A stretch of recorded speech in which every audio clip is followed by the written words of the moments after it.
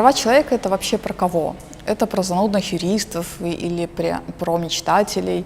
Как мы обычно вообще представляем себе правозащитника? То есть, наверное, это человека, который опрашивает кого-то, составляет жалобы, пишет доклады, ругает или хвалит власть, просит что-то изменить, требует кого-то освободить. Но вообще, чем он мотивируется и на что он ссылается? При начале знакомства с правами человека очень важно понимать, что у прав человека есть такие две важные составляющие части. То есть это две важные стороны, очень взаимосвязанные, одинаково важные, и права человека не могут существовать без обоих из этих частей.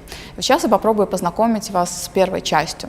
То есть как раз дуализм и двойственный характер прав человека заключается в том, что первая часть, она связана с тем, что вот этот самый правозащитник, когда осуществляет свою деятельность, у него есть сильная идейная мотивация. То есть права человека в первую очередь — это про определенные идеи, ценности, философскую концепцию, которая имеет определенный посыл, сформулированный многовековой эволюцией мысли. Это связано с такими философскими понятиями, как человеческое достоинство, свобода, равенство, справедливость. И несмотря на то, что эти понятия достаточно абстрактные, и, наверное, каждый может по-своему их сформулировать и трактовать, тем не менее, нам поможет философская гуманистическая мысль, которая развивалась как раз в направлении этих понятий. А если же мы говорим про свободу, то, опять же, могут быть разные подходы к свободе.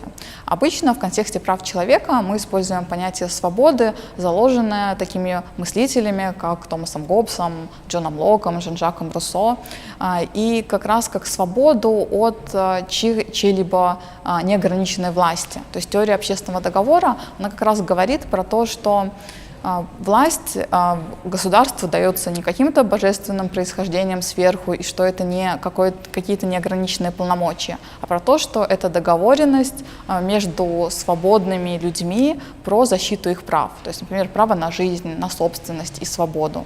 Если мы говорим про равенство, то это в первую очередь мы понимаем равенство всех перед законом без каких-либо отличий.